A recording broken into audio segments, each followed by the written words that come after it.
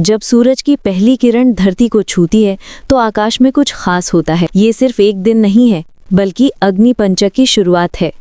कल्पना कीजिए कि आप एक प्राचीन मंदिर के सामने खड़े हैं। हवा में धूप की खुशबू है और दूर से मंत्रों की आवाज आ रही है। यहीं पर हजारों साल पहले हमारे ऋषियों ने आकाश के रहस्यों को समझा था। अग्नि पंचक का मतलब है आग का 5 दिनों का समय। ये तब होता है जब पंचक मंगलवार को शुरू होता है। मंगल का मतलब है मंगलकारी, लेकिन यहाँ एक ट्विस्ट है। इस समय में अग्नि तत्व बहुत तेज हो जाता है, जैसे किसी ने आग में घी डाल दिया हो। हमारे शरीर में भी ये अग्नि तत्व मौजूद है और इस दौरान ये असंतुलित हो जाता है। इसीलिए लोगों में गुस्सा, बेचैनी और मानसिक तनाव बढ़ जाता है। आइए एक कहानी के जरिए समझते हैं।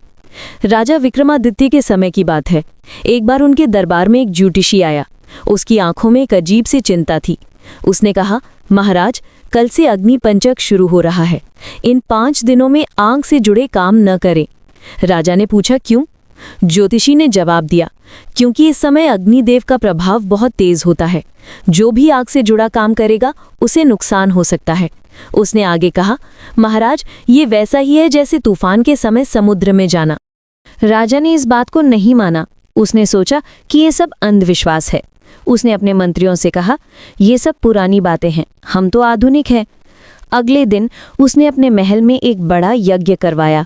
लेकिन क्या हुआ? यज्ञ की आग अचानक तेज हो गई और महल का एक हिस्सा जल गया। ना सिर्फ ये, बल्कि रसोई में भी आग लग गई और राजा के प्रिय घोड़े के अस्तबल में भी आग फैल गई। तब राजा को समझ आया कि पुराने ज्ञान में कितनी गहराई है। अग्नि पंचक के दौरान 3 मुख्य चीजों से बचना चाहिए। पहली, हवन या यज्ञ ना करें। दूसरी, आग से जुड़ी चीजें जैसे लकड़ी, मिट्टी का तेल, पेट्रोल ना खरीदें। तीसरी, दक्षिण दिशा में यात्रा ना करें, क्योंकि ये यमराज की दिशा मानी जाती है। इसके अलावा नया घर ना बनवाएं, शादी विवाह ना करें और किसी भी तरह का नया काम शुरू ना करें। लेकिन ये सिर्फ डर की बात नहीं है। अग्नि पंचक का एक सकारात्मक पहलू भी है। ये समय आत्मचिंतन के लिए बहुत अच्छा है।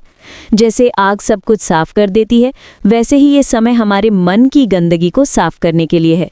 ये वैसा ही है जैसे सुनार सोने को आग में तपाकर उसकी अशुद्धियां निकालता है। इन दिनों में हनुमान चालीसा पढ़ना, दुर्गा सप्तशती का पाठ करना या महामृत्युंजय मंत्र जपना बहुत फायदेमंद होता है।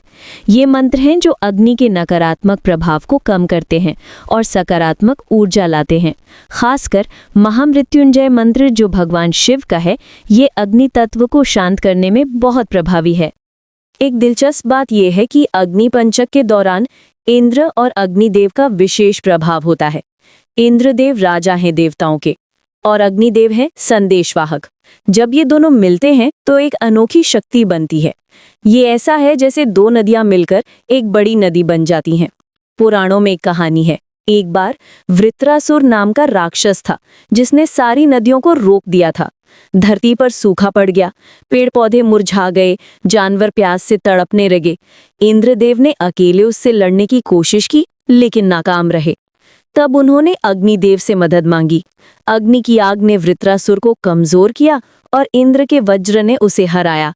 इससे पता चलता है कि अकेली शक्ति काफी नहीं, साथ में बुद्धि भी चाहिए। अग्नि पंचक का समय हमें ये सिखाता है कि प्रकृति की शक्तियों का सम्मान करना जरूरी है। आज के जमाने में हम भूल जाते हैं कि हम प्रकृति का हिस्सा हैं, उसके मालिक नहीं। ये समय हमें याद दिलाता है कि कुछ चीजें हमारे कंट्रोल में नहीं हैं। जैसे समुद्र की लहरें अपनी मर्जी से आती जाती हैं, वैसे ही ये कॉस्मिक एनर्जीज भी अपना काम करती हैं। इस दौरान अपने घर में सफाई करना, पुराने कपड़े दान करना और गरीबों को खाना खिलाना बहुत अच्छा माना जाता है।